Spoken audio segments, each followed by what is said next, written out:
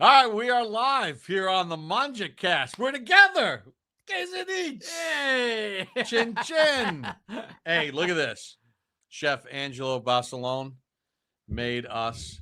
I mean, you want to talk about an authentic carbonara? Get a look at this thing. Holy cow. Yep. Look at that baby. We're going to show you how to make it, Chef Angelo style. We're going to bring you a little video. We're going to talk about this Monday Night Football. Right now, the Bengals, surprisingly, with a 3-0 lead over the Denver Broncos. You know, maybe some of these offensive problems for the Broncos are real. I mean, it really hasn't gotten going. And the Jets, with a critical error, fumbling at the 1-yard line. Yeah. And the Miami Dolphins have the lead at the half as they get ready for the second half. Yeah, Jets with two big fumbles. One on the goal line, another one. 10-3 there, Miami. And you know what, Bob? Speaking of Miami, a lot of rumors about Mike McDaniel Right. and his job security. And in my opinion, if he loses this game against the Jets, I think Mike might be out of a job tomorrow morning. There have been some rumors that the owner is getting antsy, right? And is getting a little itchy. And, you know, it would be interesting to see what happens there. You know, I'm not saying that they had a window, but they seemed like they were a better team. And last year was obviously a disaster. This year has not gone well. I would be interested to see, what do you think the Jets need to do in the second half of this game? Well, they have to stop committing penalties. They get numerous pre-snap penalties. That's killing them. Obviously, the turnovers, that's a given. That's killing them. So I think if they clean it up in the second half, I think they could come out of here, Miami, with a W. But that's killed Aaron Glenn's squad the first 3 weeks. His penalties and turnovers. So we'll see what they could do. Miami, only 10 points. I guess the Jets defense has been allowing a lot of yards. So it's going to be a pretty big second half. In my opinion, it's going to be a big second half for Mike McDaniel and his Miami Dolphins, because they lose this half and they lose this game at home to the 0-3 Jets. I know they're 0-3. Mike could be in trouble. All right, what do you think of Chef Angelo? Well, Chef Angelo was fantastic. I mean, this meal was out of this world. All right. Summit guy, Jersey guy, you know, you saw me do a little, Parmesan helping him out there, you know, because, you know, that's what I do. That's what you do. And it was unbelievable. It was out of this world. Yeah, I mean, as he told us, you know, when he was a kid, that he made that. That was the first thing he made. Yeah. Went to the Culinary Institute of America. He's been the head chef for the team since 2009. Yeah. And really, you know, he's like a head coach in a lot of ways because he's got a great staff. They got to have breakfast, lunch, and dinner every day for players. Coaches are here late at night. And you were marveling at the cleanliness of his kitchen. Yes. Yes, it did remind me of another restaurant we went to. Clean as a whistle, man. You know, and it's unbelievable. Like, you know, he was telling us about all the different meals he has to make every day, 3 different things for lunch, the breakfast, the eggs, and all that stuff. So it was pretty interesting to listen to a head chef of a football team. And to make the carbonara, he used this locally sourced egg. Right. That's from New Jersey, as Bo Nix gets his team into the end zone for the lead. And these eggs how good were these eggs that he used to cook with? I mean, the whole thing was unbelievable. And only 15, 20 minutes, Bob? That's what you said. 15, 20-minute meal. So shout out to Chef Ange. Great job. And a better person. Very good guy. And if the last name sounds familiar, Basalone. Yeah. If you're a historian, John Basalone, famous name, Medal of Honor winner, Navy Cross winner, could have won another Medal of Honor at Iwo Jima, where he lost his life serving in World War II. There's a statue of him in Raritan, New Jersey. There's a bridge named after him. As Chef Ange said, they just had the John Basalone Parade this past weekend that they have every year in Newark. There's a street named after him. Yeah. So, you know, the name carries a lot of weight, not only in this area, but in the history of the United States when it comes to World War II. And I'm looking forward to seeing that statue. It's right where I live, so I want to check that out, especially now the connection meeting Chef Ange. So that was pretty interesting too. He was telling us that. But Bob, look, a lot of news around the league, right? Before we get into the Jets second half. Um, Obviously around here, our part, Malik Neighbors, with the torn ACL, he's out for the season. Obviously a devastating loss for the Giants, especially for the young quarterback Jackson Dart. But speaking of Jackson, what'd you think about him yesterday? I mean, it was And his debut. impressive. I mean, it was very impressive with what he was able to do. Look, I went and I watched every snap earlier today on the coaches tape, and look, you see things that I'm sure when they were in the meetings, they're going to look at and they're going to say, okay, what were you seeing here? What were you thinking here? Look at what you had here. And I would say of the 6 sacks, of the 5 sacks that he took in the game, Mm-hmm. I guarantee you that halfway through the season, he won't take 3 of those sacks, right? Oh, I agree. And the defensive game plan was really good. Now, look, they gave up a couple explosive runs. Um, they gave up the touchdown pass at the end of the half. Tay Banks bit on a double move, but really, Bellinger, Belton. Dane Belton should have been wider at the preset because he had the over in that situation. He was late to get there. Remember, Javon Holland was out of the game at that point because of a neck injury, and Justin Herbert went right at it. He saw that pre-snap. He saw that Dane Belton was a little wide. He was along the hash marks and didn't get out wide enough, and that's what happened. We just saw Bo Nix running in for a touchdown, and now we're looking over at the Jet game, and obviously there's a bad injury. The card is out, and one of the Jet players has been hurt. Man, it just seems to be so much of this in the NFL. Well, that might be Tyreek. I'm not sure it's a Jets or Miami. That might be Tyreek Hill on the card. Oh yeah, it's all the Dolphins Miami coming over. Me and Bob just flipped over here, and we just went to the Jets game, and we see somebody on the card. I think it's Tyreek. It looks like Tyreek's leg or something buckled on that sideline after that catch. We've seen so many injuries, these foot and ankle injuries. It's Tyreek Hill. Yeah. Obviously, we saw Malik Neighbors going up, non-contact. I still wonder about these shoes that they're wearing, these molded shoes. They're all wearing track shoes. Yeah. And does it really have the support in it that you really need to play football? It's a little bit different than playing soccer or something else. Yeah, well, get into that a little bit. You see some of these you wonder if some of these turf toe injuries, right? There's a direct correlation with these track shoes they're wearing today. Yeah, I mean, everybody's wearing shoes as if they were Carl Lewis running in the Olympics. I mean, these are small shoes. Tiki Barber said on the postgame show he always wore a shoe that had more support, a heel lift in it to protect his feet. But everybody, even defensive ends, are wearing these track shoes. So that's a big loss for the Dolphins as they have this 7-3 lead. Can they get their run game going? They just got a nice run there. Achane is, lightning. I don't know why the Dolphins have to wear this color rush uniform. I like the traditional Dolphin uniforms, but that's just me. Yeah, I don't like those uniforms at all. But getting back to Jackson Dart, Bob, obviously an impressive debut. Like you said, is there things he has to clean up? Of course there is. But man, you talk about a fiery kid, and you talk about tough. I mean, that was a label on him coming out of Ole Miss, and he showed it yesterday. The kid is, yesterday Bob was talking on a wrap-up show, and I actually made it. I want to hear what you think about this. I actually made a comment. I said he might be too tough. Well, Chris, what do you mean by that? Well, what I mean by that is that he's taking some shots, okay, and he's a tough dude, man. And at times you want to see him, right? You want Jackson, get down, please. And he has that mentality. I mean, Lane Kiffin used to say, we used to tell him all the time, and he just doesn't listen. And he meant that in a good way. He's just so competitive. But at the same time, Bob, he's going to have to learn. He's going to have to get down in a lot of situations. Get down, brother. Live for the next play because you can't keep taking. Look, Bob, I was in a locker room yesterday, and he was sore, man. He was hurt. He was hurting.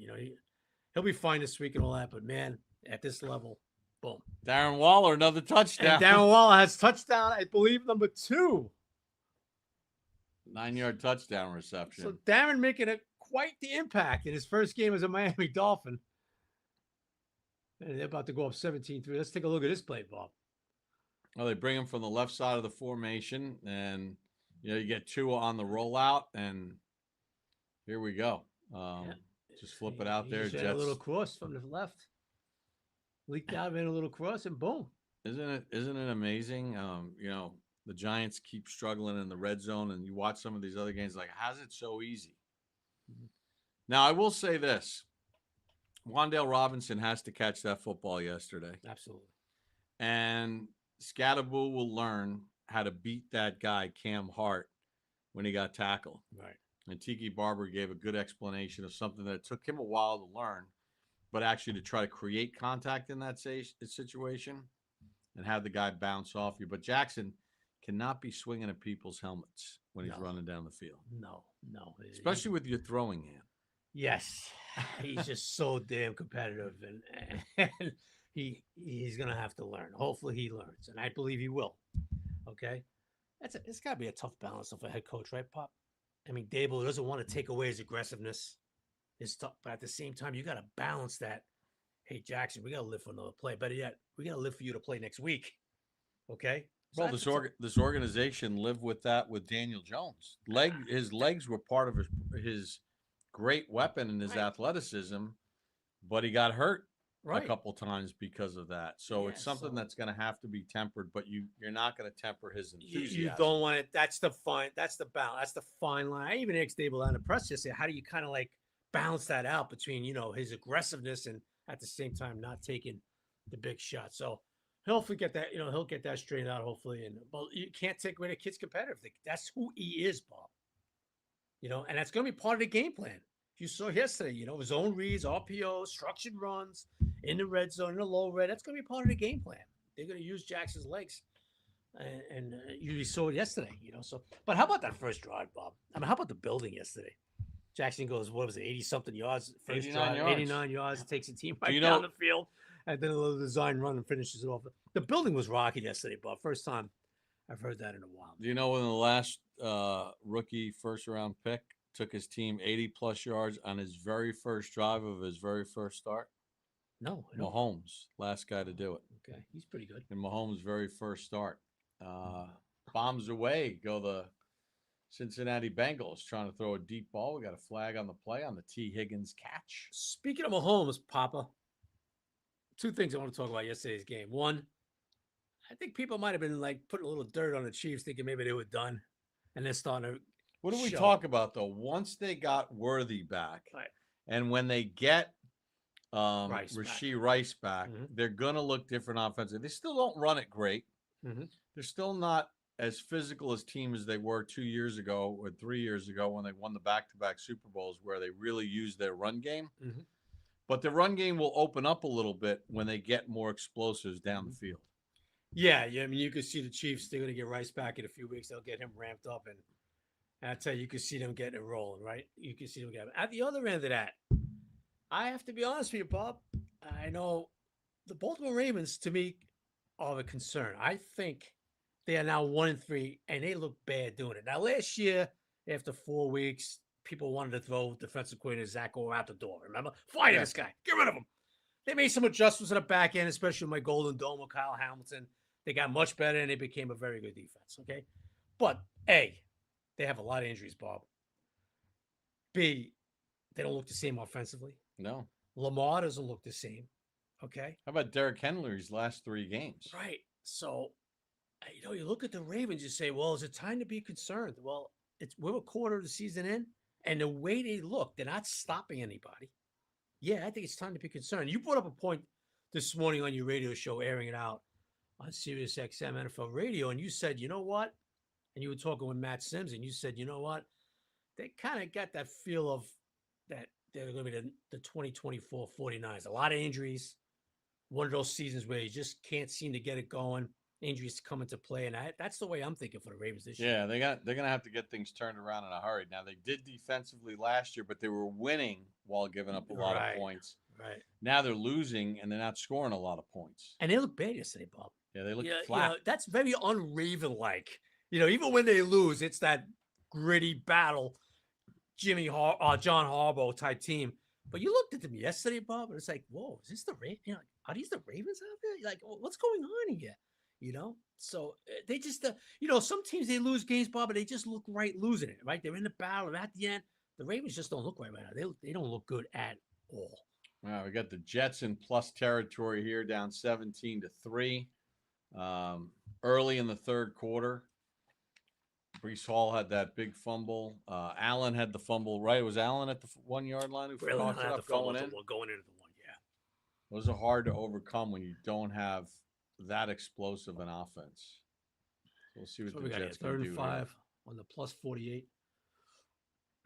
They've hit 3 or 4 third downs. They've kept them relatively manageable. That's always a key. They're going to run it.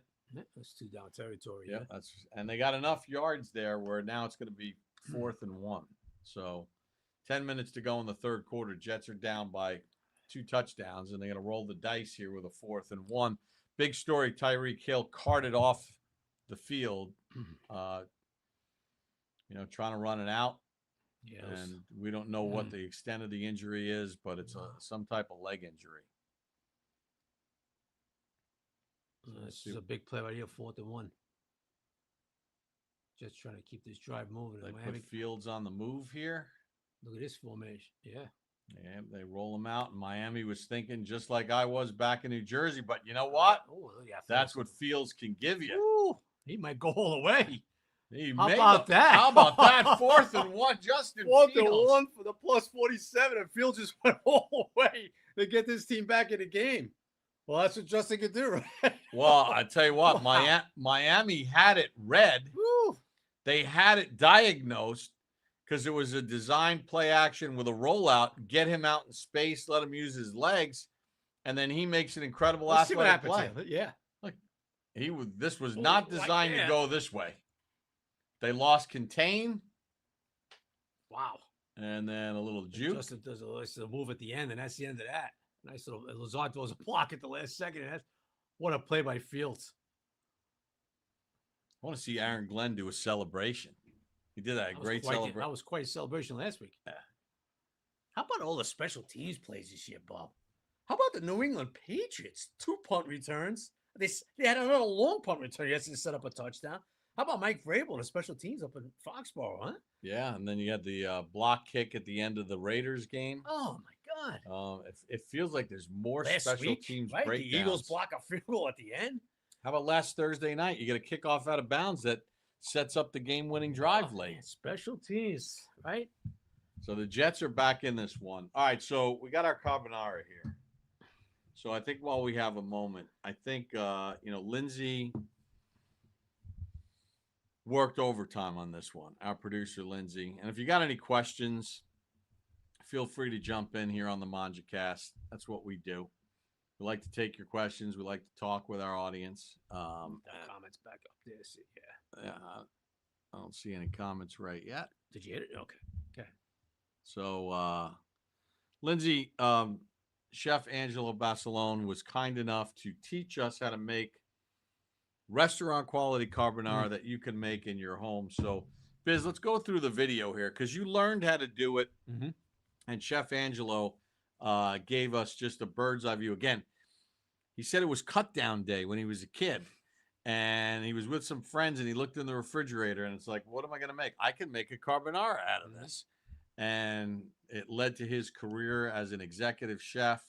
The food that he prepares on a daily basis is absolutely incredible for the team. And this carbonara was fun watching him make it. It was great. It was so much fun watching him make it. It was even better tasting it. Yeah, and eating it. I'm surprised Tutu hasn't weighed in yet. So let's take a look here at Chef Ange and putting his stuff together. So he's got bucatini for us. It's really simple. He's got walk Biz through, teach him how to do it. All right, what are the ingredients that you use?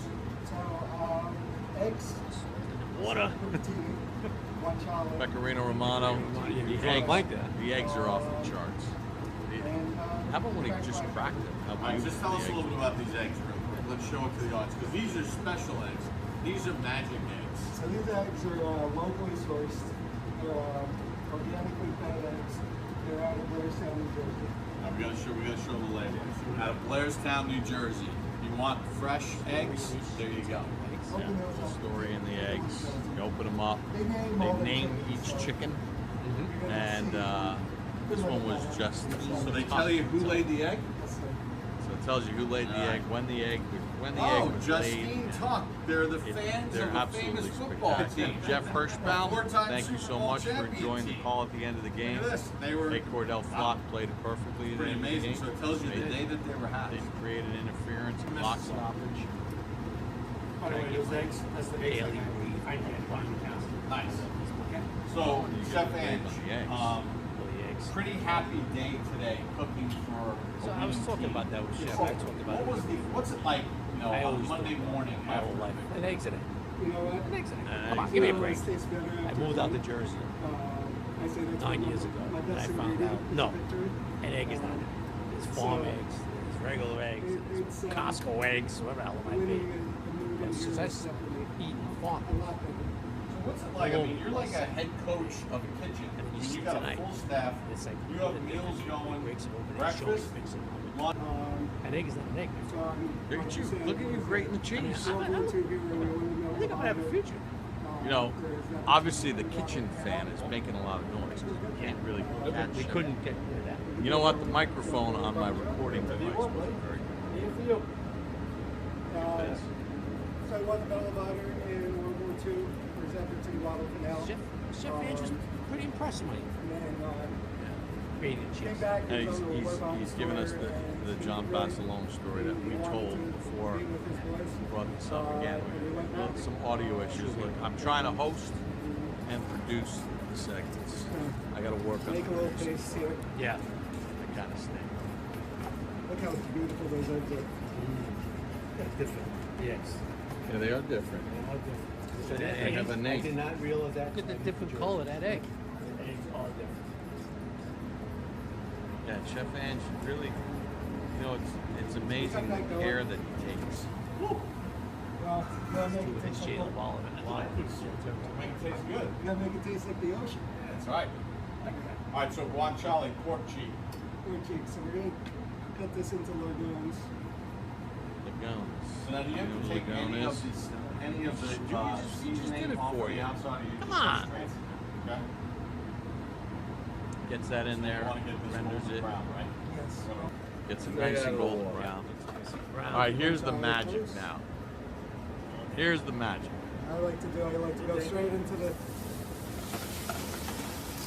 into the pot with into the pan with the guanciale. What you want now is you want that guanciale oil to coat that pasta, right? That's where all the flavor is. That's right. That's his little trick. Hey, we need a bigger boat. We do. I need a bigger pan. we need a bigger boat. All right. Yeah, he cooked a lot of bucatini. We're already a plate into it. Yeah, I'm Flavors actually all in there. Go right into the reaching the bowl. finish line. The eggs. So here's the other cool thing. Watch the technique here. All Now here's where you got to keep mixing it, right? This is where you make the cream, right? This is what he's kind of works that. I like the way he put the pasta water in on the side. Yeah. So we didn't get scrambled eggs. Yeah.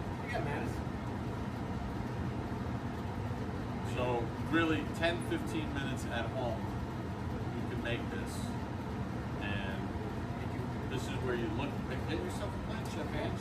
Go to the U.S. What he does on a daily basis is off the charts. Make sure we all get that guanciale. Pork. Here we go. Chin chin. Chin chin. Chin chin. Chin chin. Mangia. And now we taste.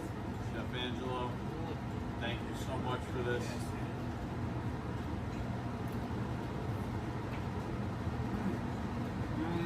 Oh man.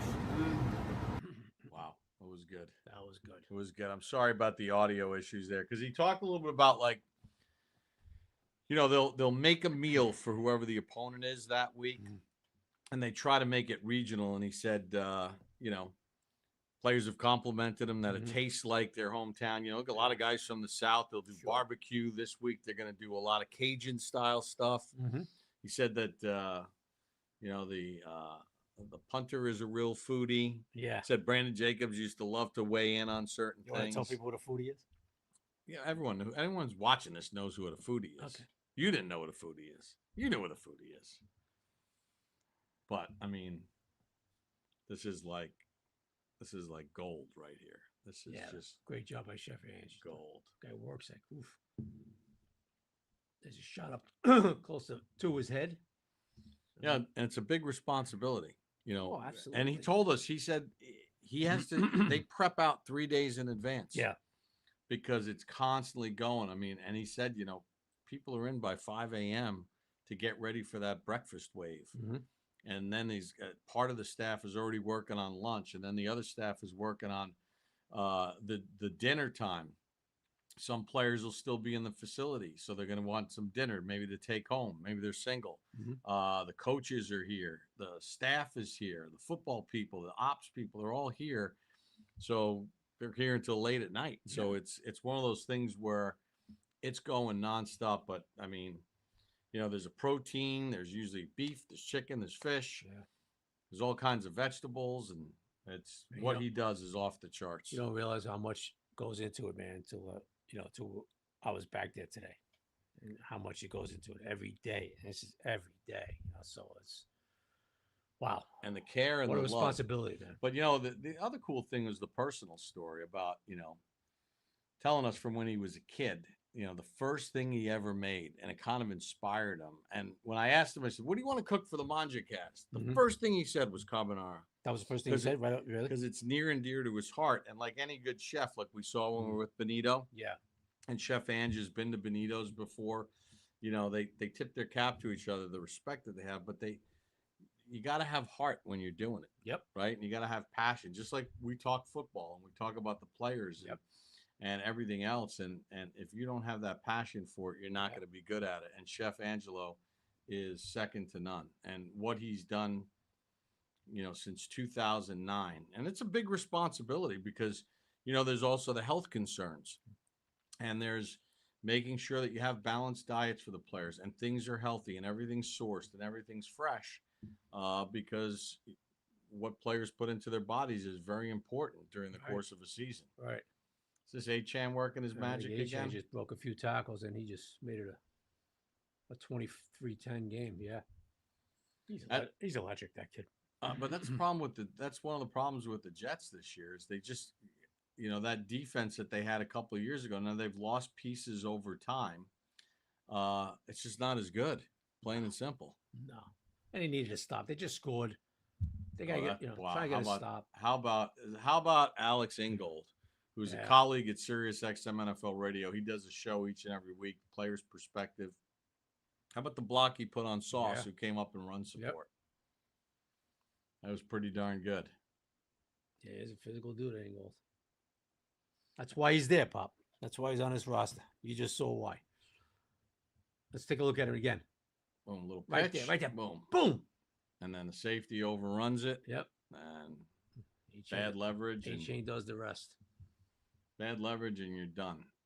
So, Biz, what do you think about that game last night? I don't think games should end in a tie. I said on my Sirius show, you know, Matt had mentioned, well, maybe they should go to the college thing. The college thing could go on forever, right? And the NFL is about fitting things in TV windows and stuff like that. Yeah. And you could get into a situation where, like, you could play an overtime game. What if those guys were playing on Thursday, right? Yeah. You could get into way too many snaps. My thing is, I always love sudden death, but with the way kickers are kicking, like we just saw Nick Folk make a career-long kick tonight for the Jets. He's an older player. My whole thing is, if you're going to give each team a possession, at that point in time, let's then play sudden death the rest of the way. Put 15 minutes on the clock for overtime. Forget about this 10. And let's go, as the Broncos just ran one in. Little end around, Marvin Mims. My whole thing is, hey, let's get a conclusion to the game. Look, I worked in boxing. I've worked a lot of international stuff over the years. The rest of the world is okay with ties. Many a time, especially the European fighters, not the Mexican fighters, but a lot of the fighters from Europe, they would be okay with a draw when it was ruled a draw. It was like, hey, we competed, fought hard, opponent was worthy, he fought hard, and it's a draw, and we'll come back the next time. Soccer plays ties. We come from a country that is either a winner or a loser. It doesn't fit in American culture, a tie, right? It's just the nature of what we are as Americans. So let's get a conclusion to the game. Each team gets possession once. If it's tied, whether it's through field goals or touchdowns, now let's go to sudden death. Let's get a winner in the football game. But what if it goes two extra quarters? It'll end. With the way these guys make kicks now, Yeah. and with the new kickoff rules, it won't go 2 extra quarters. Just let's get a winner at the end of it. And you know what? Dallas and Green Bay, the tie feels weird, but at the end of the year, they're going to look back on that tie, and it's probably going to be beneficial to them if they get to a certain amount of wins. I would imagine more Green Bay too. All right, let's say Green Bay gets to 12 wins or whatever it is, and they're tied with somebody with 12 wins. Well, they don't have that extra loss, so they're going to have a better win percentage, so they beat that team. Yeah. Yeah, we'll see. Just like the Giants and Commanders a couple of years ago when the Giants had that tie. The Giants played for a tie, knowing that knowing that a tie was okay for them. It helped them in a tiebreaker. You know what's weird? Talking about that game last night. And watching the Packers every week, right, Bob? I looked at Jordan Love's stats this morning. And he was something like 31 of 43, or like 330, whatever the heck it was. And I looked at that and I said, really? Wow. He's a strange dude in my eyes, Jordan Love, Bob. You gotta get close to the mic. He's a strange dude in my eyes as far as he had statistically a phenomenal game, right? But then at the same time, you look at it and go, yeah, but he also left plays on the field, right? A lot of them. He at least, like even 2 weeks ago, I'm watching him. He left plays on the field. Oh, yeah, that Thursday night game? The Thursday night game, he, statistic-wise, pretty good game. Right. But you look, though, you got to look at the whole, he leaves plays on the field. Like Collinsworth, like you said this morning, like Collinsworth, when he missed that throw, right? It wasn't good defense. It And was a high Collinsworth said, throw. oh, the safety came over. What was he? But it was a bad throw by Jordan Love. Right. If he That puts throw it could have on been him, made. it could have been a That throw touchdown. could have been made. And you look at Love sometimes and you say, okay, but he'll leave plays out there, right? And you look at the Packers and him, and you just something just missing with them. When you look at Jordan Love and the offense, I don't know, something about, and you look at them and you just say, okay, they got Mike at a 2-1-1 now and all that, but there's just something off with the Packers. I know a lot of people after 2 weeks already had them ticketed going to San Francisco, the Super Bowl and all that. But I wouldn't be so sure about that yet, Bob. Because I don't know if I trust Jordan Love in big games. I can't disagree with you. It seems like he leaves some stuff on the table. I think teams are still finding their way, but I agree with you. I just, even the way the end of the game was run. I mean, they almost lost it. I know they almost lost it. Wow. But where was the attack to try to win it? I don't know. They had a chance to win it. Just the ball around midfield. Yeah, I don't know. So we're a quarter point in, right? We're at a quarter, 4 games in. There, yeah. So now we're at the point where you got a feel of all these teams, right? All these teams, you got to feel what they could do. We're 4 games in now. So the first week out the window, 2, 3. Now we kind of got a feel. So when you look at the NFC, Bob, right? Mm-hmm. I was thinking about this today, and the Eagles are 4-0. But can I say something? I have a little bit of the 2023 Eagles feel. I'll explain what I mean by that. Explain. In 2023, the Eagles were 10-1. They got off to that 10-1 start, coming off the Super Bowl appearance. A tough loss, right? They lost both coordinators. a lot of those games they won, they were very fortunate to win. And I remember specifically saying on the Insider podcast, saying, "Yeah, the Eagles are 6-1, but they're not a 6-1 or 7-1 team." I look at them this year now; they're 4-0. Very fortunate to be 4-0. Saquon hasn't gotten it going. AJ Brown, Jalen Hurts haven't gotten it going. The offensive line is not the same. Lane Johnson's been in and out the last few weeks with injuries. I look at defensively, they're giving up chunk plays all over the field, especially on the back end. They gave up 2 huge plays yesterday. Right. Rams should have beat them. We know that. So I'm looking at them and say, okay, you're 4-0. But I'm getting that 20. Like, I can see the Eagles going out to a 6-7-1 start and all that. But at the same time, look at them saying, okay, but you're not really a 6-7-1 team. The team I believe that's starting around the shape, the team that I think is going to knock the Eagles off down the road, is Dan Campbell's Detroit Lions. Roster-wise, Bob, the Lions are stacked. The big question mark I had with them this year was going to be, well, what's the offensive line going to look like? They got with Ragnow retiring late. Ragnar retires. They had to move Graham over to center. They got Mahogany over there left guard. They put the kid, I forget his name, Ralish, some right guard. And you say to yourself, well, what's the line going to look like this year? Well, you see how their line is starting to shape up? Well, remember something, too. Last year, they won all those games without Hutchinson. And he had 2 sacks yesterday. Now he's starting to ramp up. So he's starting to ramp up. If he can stay healthy. Remember, they were decimated with injuries, Bob. Yeah, on the defense both linebackers were hurt. Yes. Alex missed 6 weeks. Anzalone with a broken arm. So if they could stay a little healthier defensively, they're so explosive offensively. Mm-hmm. And I think that they have a real chip on their shoulder after what happened to them last year. They were embarrassed by what happened last year. And the other big question mark with them, Bob, was what? Well, they got 2 new coordinators. How's that going to work out? Well, guess what? John Morton. This looks like a Ben Johnson type offense with John Morton, what he's doing. And the other big question was a guy we know from being on the Giants a year, Kelvin Shepherd. A lot of people are like, well, what's Kelvin going to do, right? Well, I tell you, Bob, I remember when Kelvin was in the locker room, man. I remember talking to Kelvin Shepherd at times, and he was one sharp dude.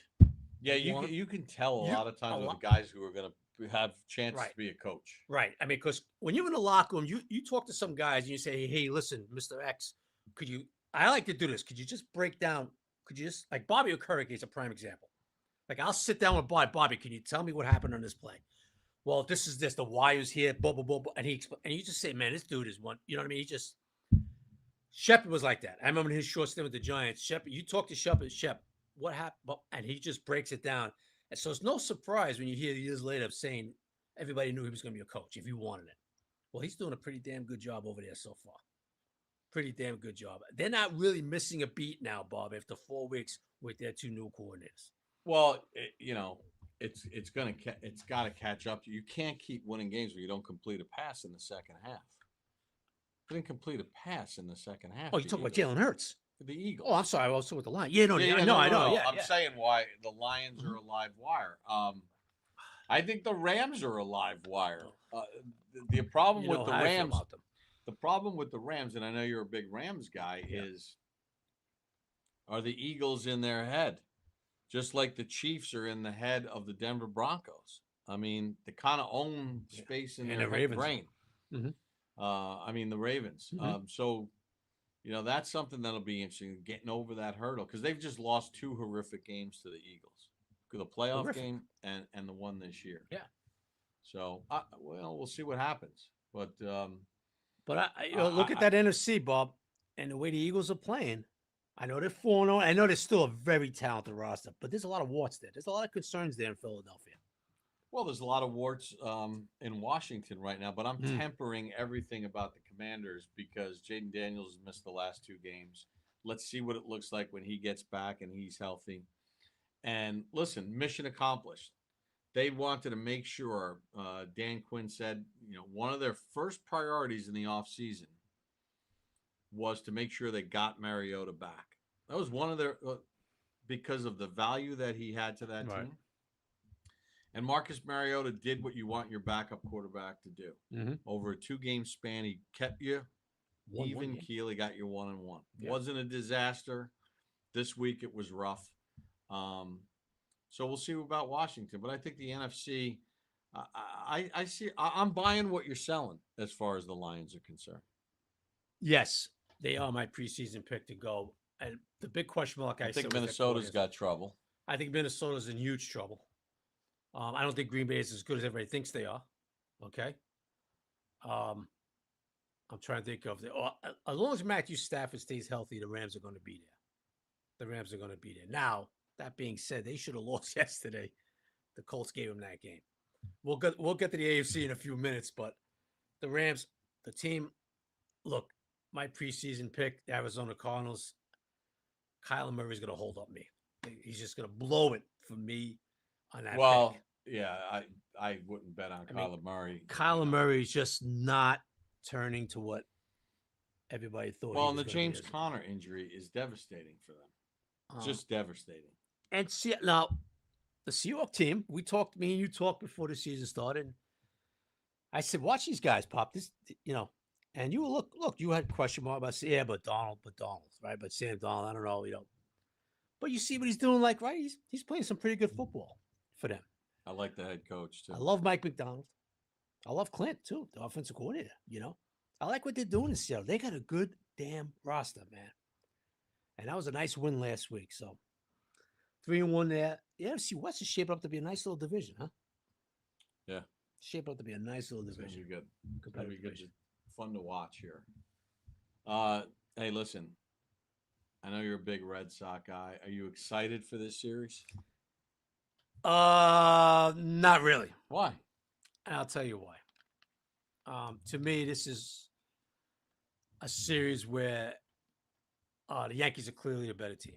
Okay, in baseball, if you got the arms, that'll negate that. I could negate that. Now, I look at it as like this is a very young Red Sox team, And they lost their best player. and Roman Anthony loss was huge. Okay, I look at it as this. Okay, you know what? Nobody was really expecting him to be in the playoffs. Nobody was. Although on Michael K, when we had Michael K on in March, I said, Mike, they're going to win the division. Well, I wasn't that far off. They lost by 5 games. Okay. They were a talented young team. So I look at it like this. Let them get the experience. I'm glad they made the wild card. Let them get the playoff experience because I'm going to tell you this right now, Papa. This Red Sox team is going to go on a run in the next 3, 4, 5 years. Okay. Now you hesitate. You give me that look. No, I'm not giving you that look. Now, can they beat I feel, Bob, there's only one team that could beat the Yankees in these playoffs. One. Who? Your Sox? It's a tall order, though, having a It's a playoff tall three at order, Yankee Stadium. And here's the thing with baseball, too. You always got to look at the team that's playing really well going into the playoffs. And the Yankees are playing really well. Listen, they won games against some quality opponents, and then they got the gift of schedule making with the last bunch of games. Bob, tell the Mets that, Bob. You still got to go on and win these games. Yeah. Now, it's interesting because the Red Sox, with starting a lefty, that means that Rice isn't in the starting lineup. He's been hot, but they want to go with Wells, who's better defensively at catcher. So I don't know if I agree with that move. I agree with that move. You got because the Red Sox can play some small ball. They don't play small ball. Don't worry about that. In the playoffs, Listen to me. I know Alex Cora. Forget about that. You're lucky he even plays small ball. But listen, look, what's the big negator in baseball? Well, if you got a stud pitcher, guess what? Right? Well, the Red Sox do. I think, Garrett, Crochet is a stud. Yeah, and he beat the Yankees doing this. He basically owned the Yankees during the regular season. The one game the one game that he didn't get the win. Oh, he made that one mistake. Judge hit a solo home run in the 9th inning. Yeah, he made that one mistake. He got but if the right-handed bats don't show up here in Game 1, the Yankees are going to find themselves feeling a lot of pressure. Jeff Hirschbaum, big Yankee fan. What does he say there, Jeff? Stanton hits the Red Sox. Yes, he does. You know what? In October, and he's Jeff like 436 over the last 10 games. Games. And what's the funny part? Aaron Judge, he might win MVP again this year. He's one of the best players in the game, no question about it. But in a big at bat, Jeff, for the Yankees, I'm not a Yankee fan. I'm a Red Sox guy. I want Stanton in the box over Judge any day in the playoffs. From a Yankee perspective. From a Red Sox perspective, you want Judge in the box. No, I want Judge in the box. From a Yankee fan perspective, big at bat in the playoffs, I want Stanton in the box, not Aaron Judge. Well, not Aaron Judge. the Yankees are going to need Goldschmidt to find that earlier I season. see, he's form. starting, huh? He's Yeah. starting. They want that righty bat in there.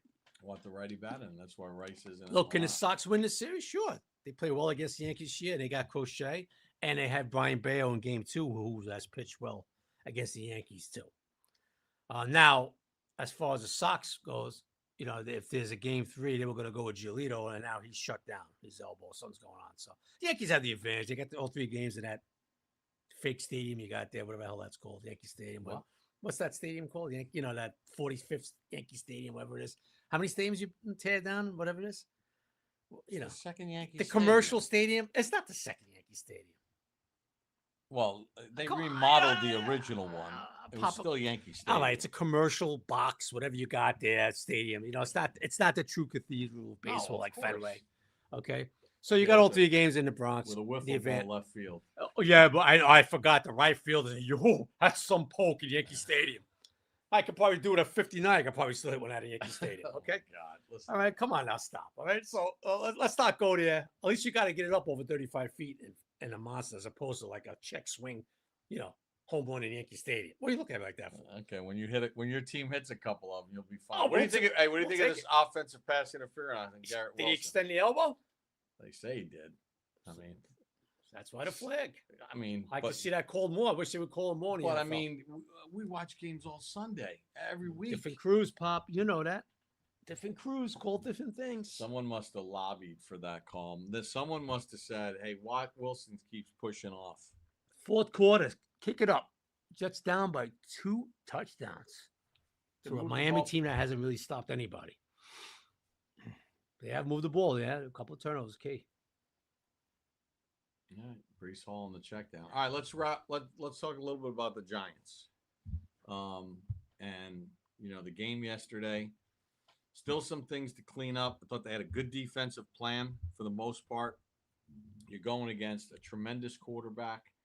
They got a lot of pressure on him. Now you got to do it again, right? You got to do it again. Start stacking. Got to start You stacking. gotta- I gotta like to start- call it stacking. You got to start stacking. I thought the offensive line did a lot of good things in the game against one of the better fronts in the NFL. You know, and I see some people talking about, well, you know, Alt got hurt. He's going to be out for a couple of weeks. And Becton's You talk about the out. Giants offensive line, or you talk about they did? Well, I'm talking about all the pressure. And I'm like, okay. who cares? I mean, how many times in the past have we said the Giants are going against a backup this and a backup that and gotten no pressure? Absolutely. So they took care of business. I'm not feeling bad for a team with injuries. Hey, does anybody feel bad for the Giants when they're all banged up and they're losing guys? No. No. Did the Chargers feel bad that Malik Neighbors went out of the game? No, I think they yesterday? kept playing. Yeah. I think they kept playing.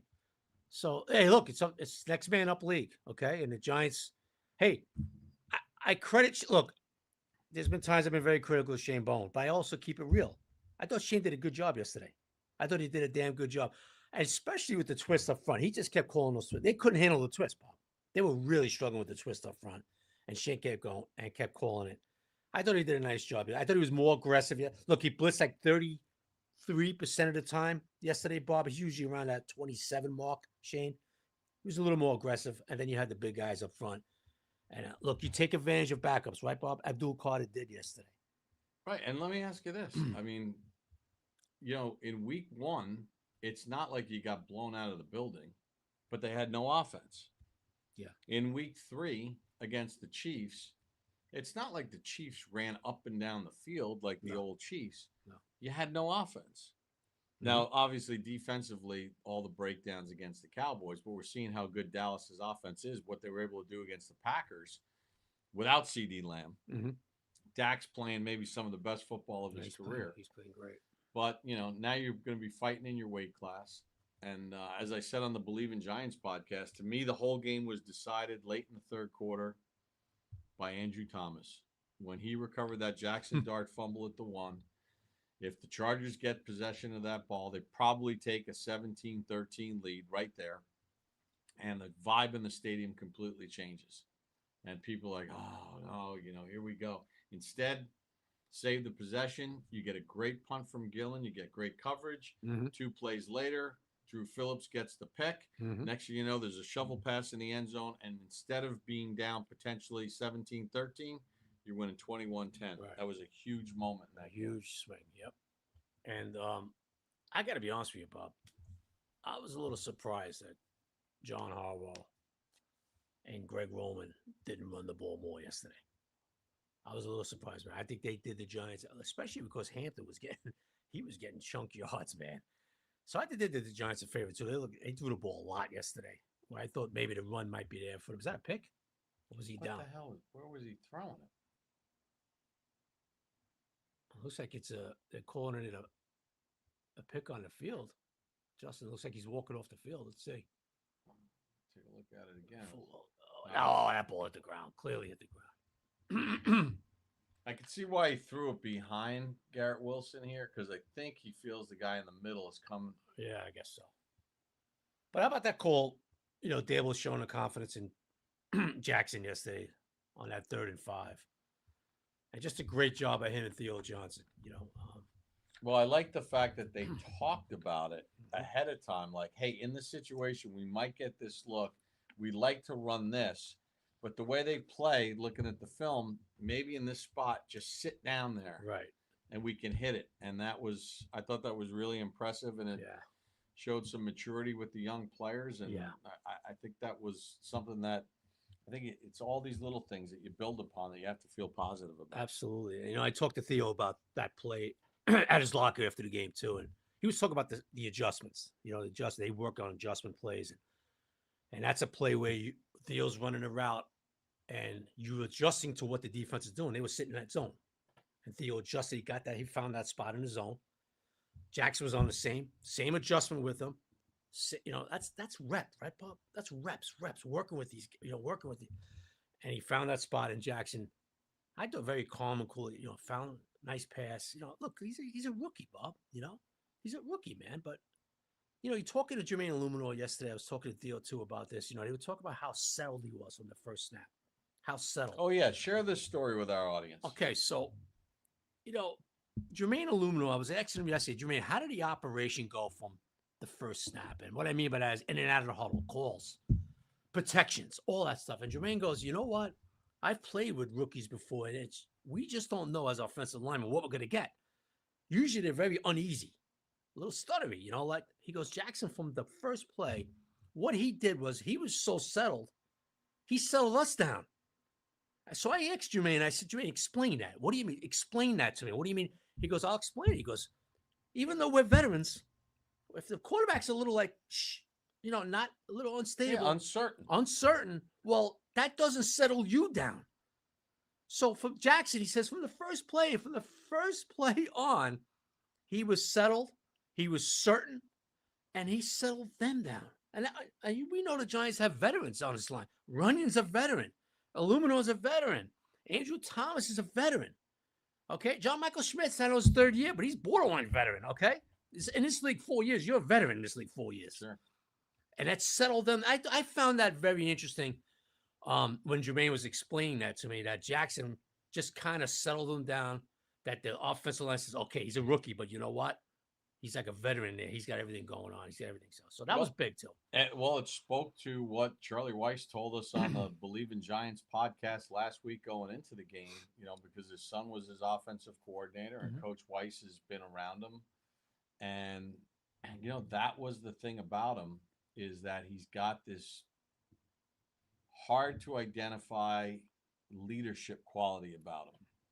And the fact that Jermaine Illuminor shared that story with you about the rookie settling everybody else down because he came in confident in what he was doing, feeling confident and showing leadership. And no matter who you've talked to about Jackson Dart outside of the building, and everyone will say his leadership is impressive. And Charlie Weiss told me, because, you know, this kid, when he gets into people's buildings and he goes on his visits, he's going to win a lot of people over based on that component of his game.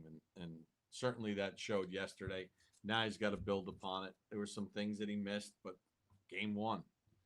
But you know what? He didn't turn it over. Did not turn it over. You know, the passing numbers weren't great or anything. That's all right. Yeah. Did not turn it over. Yeah. Now they'll have to figure out what they're going to do without Malik, because that's a savage blow to this football team. Yeah, they're just not deep in the receiver position. They're just not deep in the receiver position. But one guy who could take advantage of this, Bob, and one guy who I believe it's basically a do or die now for him. Okay, and it's going to be Jalen Hyatt. And I think he got 28 reps yesterday. He's going to get his snaps now, and it's time for him, right, to kind of. Well, it's time for him to get 28 reps or 30 reps and do something with it. Right. It's one thing to be out there getting reps. It's another thing out there to make yourself available for the quarterback. For the quarterback to have trust. Right. One final thought I had on Jackson Dart before we wrap it up. I think we all know about his legs and being able to take plays that aren't perfect and make something out of it. And he made a couple throws using his legs. Obviously, he ran. But the one thing that as he gets more and more settled and comfortable into the speed of it and everything else is he sees the inside of the field better than Russell Wilson did, which now opens up the field for the Giants. Now, no one throws the deep sideline ball better than Russell Wilson. He's one of the greatest to ever do it. But Jackson Dart now, we saw some slants to Slayton. The key play in the game was the third down throw to Theo Johnson, where in the middle of the field. And I feel like that's a scenario that is going to open things up for the Giants. The seam route feels like it's more in play now. The slants a little bit more in play. The digs more in play. So, let's see if we can build upon it. It's never easy. You're going to go on the road. He's got to play the Saints. And it doesn't matter that the Saints are winless. They played Buffalo really tough yesterday. And it's the NFL. These are grown men. I mean, they got Cam Jordan. They got Demario Davis on that team. They got grown professional football players who have played at the highest level for a long time. So there's no homecoming games in the National Football League. You're not playing. You're not playing anybody who's taken $1.5 to $2 million to come to your building and get their butts beaten in to fund their athletic program. No. And what do you think the Saints are doing this week, Bob? And their fans, they're looking at the Giants and saying, "Hey, we're rolling 4. We can get our first win this week." Right. And you know what? We played Buffalo tough, and they're not as good as Buffalo. And, we've seen it happen. And I tell you what, Bob, me and you, we're big, and we look at each game, and we look at the statistics, and we look at each possession each team had. Because, for instance, like we talked about it last couple weeks ago, the Ravens beat the Browns 41-17. So the common folk that doesn't really look into it too much says, "Oh, they blew them out. The Browns defense got shredded." No, they didn't. No. Yesterday, the Browns, guess who they held on to 300 yards yesterday? They held the Lions, a potent offense, on 300 yards.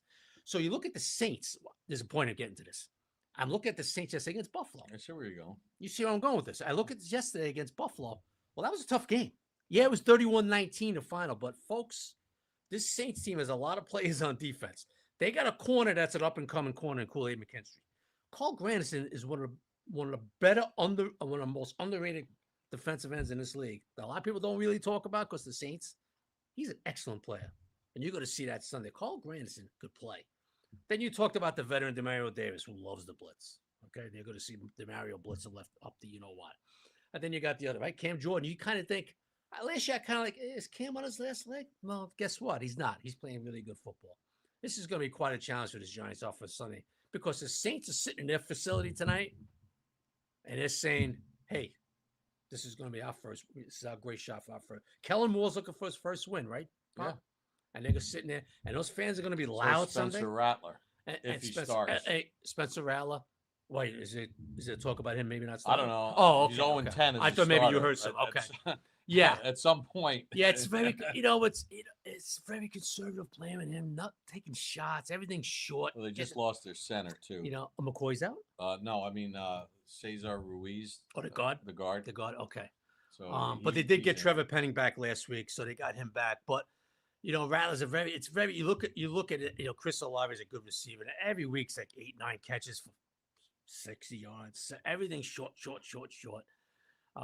let's see if Kellen Moore tries to open up a little bit more. But they could run the ball, Pop. Alvin Kamara is running the ball well, and Keandre Miller behind him is running the ball well. So, hey, look, Kellen Moore is looking for his first win, like you just said. Spencer Rattler doesn't have a win yet in the NFL. They're looking for the first win, and this is going to be a loud building. I don't care they're 0-4.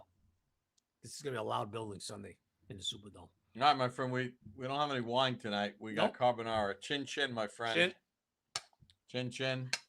Thanks to Chef Angelo for taking us on that tutorial on how you can make a carbonara at home and really make restaurant quality with just a few simple ingredients. Even I could do it. Even you can do it. You Did, sure? did a hell of a job with the cheese, my friend. And you got a cookie to go. All right. Make sure you tell your friends to subscribe. Hope you enjoyed a little food, football, and fun. Bob Papa, Chris Bizignano. Thanks for joining us for this edition of the Mangia Cast.